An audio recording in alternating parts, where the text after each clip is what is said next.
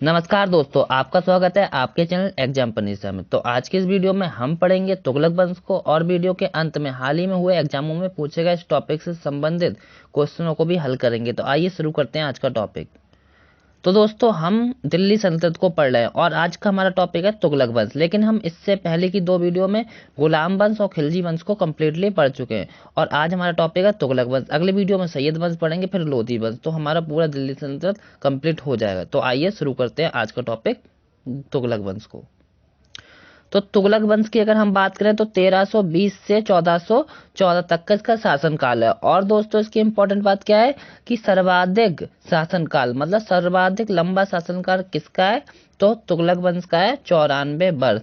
और सबसे कम किसका है दोस्तों, तो वह है खिलजी वंश का 30 वर्ष।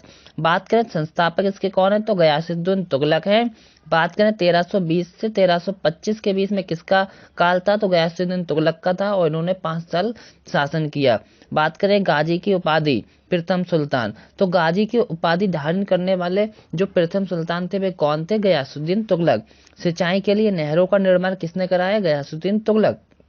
दरबारी कवि कौन थे इनके, निजामुद्दीन औलिया। इनका पूरा नाम क्या है दोस्तों, हजरत निजामुद्दीन औलिया। बात करें गयासुद्दीन तुगलक, इनको उपाधि देते हैं, किस नाम की उपाधि देते हैं, महबूब ए इलाही। कौन सी उपाधि देते हैं, महबूब ए इलाही। तो क्वेश्चन पूछा जा सकता है निजामुद्दीन औलिया को महबूब ए इलाही जो उपाधि है वह किसने दी, तो इसका उत्तर होगा गयासुद्दीन तुगलक। दोस्तों क्या होगा, गयासुद्दीन तुगलक। अगर हम बात करें तेलंगाना अभियान, तो तेलंगाना अभियान पे ये जो अपना बेटा, इसका बेटा जौना खां होता है उसको भेजता है और जौना खां वहाँ पे ये जो अभियान है इसको सफलतापूर्वक सफल बना देता है। फिर वहाँ पे जो वारंगल का नाम होता है, वारंगल का नाम, उसका नाम बदल के ये सुल्तानपुर कर देता है और दक्षिणी राजधानी भी अपनी ये सुल्तानपुर कर देता है। तो आपको पूरी बात ध्यान रखनी है। तेलंगाना अभियान में अपने बेटे जौना खां को भेजता है और ये अभियान सफल हो जाता है और गयासुद्दीन तुगलक वारंगल का नाम बदल के सुल्तानपुर कर देता है और दक्षिणी राजधानी भी सुल्तानपुर को बना देता है। मकबरे की बात करें इसकी, तो तुगलकाबाद है। तुगलकाबाद कहाँ पे है दोस्तों, दिल्ली में है। ये बात भी आपको ध्यान रखिए। और तुगलकाबाद जो शहर है वो किसने बसाया, गयासुद्दीन तुगलक ने। हत्या किसकी बात करें दोस्तों, तो इसकी हत्या जो हुई थी वो साजिश से हुई थी, लकड़ी का मंडप गिरने से। दोस्तों ये बताया जाता है इसका जो महल था वह लकड़ी का था, ऊपर मंडप टंगा था, इसके ऊपर गिर जाता है, इसकी मृत्यु वहीं हो जाती है। और इसमें साजिश की बात करें तो इसमें ऐसा कहा जाता है दोस्तों कि साजिश जो रची थी वह इसके बेटे जौना खां ने रची थी। जौना खां कौन है, मोहम्मद बिन तुगलक है जो अगला शासक है, हम उसी को अब हम पढ़ेंगे दोस्तों। मोहम्मद बिन तुगलक जो उसका बेटा था जौना खां, क्या था वास्तविक नाम, जौना खां। बात करें 1325 से 1351, उपाधि इसके पास कौन कौन सी है, उलूग खां और पागल सुल्तान। मतलब क्या है इसका, उलूग खां जो उपाधि है इसी को क्या कहते हैं, पागल खान, पागल सुल्तान। मतलब उलूग शब्द का ही मतलब पागल होता है। बात करें ये कौन से अभिलेख में बात हुई है, तो राजमुंदरी अभिलेख में ये बात देखी गई है। बात करें यात्री कौन था इसके शासनकाल में, इब्न बतूता। तो यात्री कौन आता है, इब्न बतूता आता है। कहाँ से आता है, अफ्रीकी देश से आता है। अफ्रीकी देश कौन सा था, मोरक्को था। 1333 में आता है दोस्तों। इसकी बुक का क्या नाम है, सफरनामा है या रहला है, क्या है, रहला है या सफरनामा है। बात करें राजधानी, तो ये दिल्ली से देवगिरी ले जाता है और देवगिरी को क्या कहते हैं, दौलताबाद। उस टाइम पे क्या कहते थे, दौलताबाद। तो आपको ये बात भी ध्यान रखनी है। पहला सुल्तान, सती प्रथा को प्रतिबंधित करने वाला कौन था, तो पहला सुल्तान कौन था, मोहम्मद बिन तुगलक था। लेकिन दोस्तों यहाँ पे आपको बात ध्यान रखनी है, सती प्रथा को प्रतिबंधित करने का इसने केवल प्रयास करा था, इससे हो नहीं पाई थी ये, लेकिन इसने प्रयास जरूर करा था। अगला जो सुल्तान है फिरोज शाह तुगलक, उसने पूरा प्रतिबंध लगा दिया था किस पे, सती प्रथा पे। विजयनगर साम्राज्य की अगर बात करें, इन्हीं के समय पे था 1336 में हरिहर और बुक्का। हरिहर बुक्का इसके कौन थे, संस्थापक थे दोस्तों। सर्वाधिक विद्रोह किसके काल में दोस्तों हुए दिल्ली सल्तनत में, मोहम्मद बिन तुगलक के काल में। दक्षिण में हुए थे दोस्तों 27 और उत्तर में हुए थे 7। तो यह क्वेश्चन में पेपर में पूछा जा चुका है कि सबसे ज्यादा विद्रोह किसके शासनकाल में हुए, मोहम्मद बिन तुगलक। एक विभाग इसमें बहुत इंपॉर्टेंट है, कृषि एवं सिंचाई विभाग, इसका नाम है दीवाने कोही। तो उससे ये बहुत ज्यादा इंपॉर्टेंट है, दीवाने कोही, कृषि एवं सिंचाई विभाग। क्वेश्चन कैसे बनता है, दीवाने कोही जो विभाग है वे वह किससे संबंधित, तो आप इसका उत्तर देंगे कृषि एवं सिंचाई। और वह किसने शुरू किया, तो मोहम्मद बिन तुगलक। इसका चचेरा भाई था दोस्तों एक, इसका छोटा चचेरा भाई था जिसका नाम था फिरोज शाह तुगलक, फिरोज शाह तुगलक, जिसका जो हम आगे पढ़ेंगे इसके बाद। यही ये गद्दी पे बैठता है, मरने से पहले ये इसको गद्दी सौंप देता है दोस्तों। सिंध में ठट्टा के विद्रोह के दौरान इसकी मृत्यु हो जाती है, ठट्टा के दौरान इसकी मृत्यु हो जाती है 1351 में। और अगला शासक कौन बनता है, इसका जो चचेरा भाई है फिरोज शाह तुगलक, वह बनता है, क्योंकि ये मरने से पहले इसको शासक बना देता है दोस्तों। फिरोज शाह तुगलक दोस्तों कौन है, फिरोज शाह तुगलक। राज्य फिर से किसका कहाँ होता है, ठट्टा जगह में होता है, कहाँ, ठट्टा, क्या नाम होती है, ठट्टा। इसने दोस्तों 6 शहर बसाए थे, ये सबसे ज्यादा इंपॉर्टेंट है, 6 शहर। पहला था हिसार, इसको फिरोजा कहते हैं, क्या कहते हैं, फिरोजा। फतेहाबाद, बेटा फतेह खान के नाम पर फतेहाबाद बसाए, ये दोनों दोस्तों कहाँ पे, तो हरियाणा में। फिरोज शाह कोटला दिल्ली में। फिरोजपुर पंजाब में। फिरोजाबाद कांच की नगरी है और ये कहाँ है, यूपी में है। जौनपुर भी यूपी में दोस्तों, और जौनपुर किसके किसके उस पे बसाया था, इसका जो बड़ा भाई था मोहम्मद बिन तुगलक, और उसका क्या नाम था, वास्तविक नाम चौना खां था, उसी के नाम पे ये बसाता है दोस्तों। पूर्व का सिराज दोस्तों, पूर्व का सिराज, सिराज ए हिंद, सिराज ए हिंद।